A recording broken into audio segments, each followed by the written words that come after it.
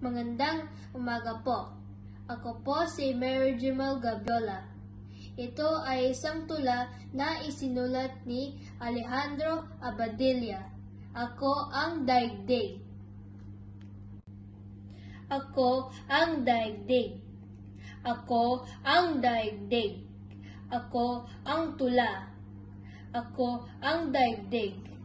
Ang tula ng daigdig. Ako ang walang maliw na ako.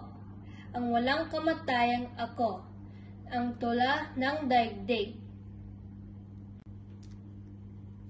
Ito ay isang tula na isinulat ni Alejandro Abadilla.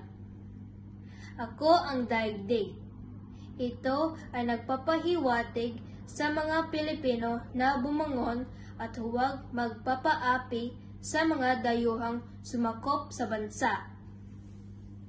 Sa linyang Ako ang tula ng daigdig, sinasabi ni Abadilla na bawat isa sa ating bilang tao ay may karapatan sa sarili nating buhay.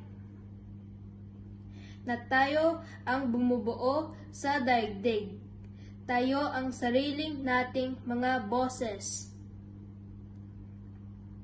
Sa pamagat pa lamang ay nagpapakita na ito ng pagiging masigasig ng author na ipaglaban ang kalayaan hindi lamang ng panitikan kundi ng ating mga sarili. Bawat isa sa atin ay ang daigdig na nagpapaikot nito. Kailanman ay hindi dapat tayo matakot na isigaw ang dapat ay nararapat sa atin.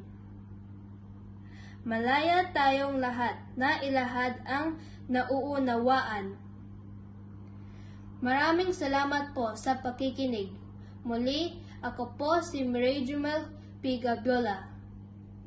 Magandang umaga po.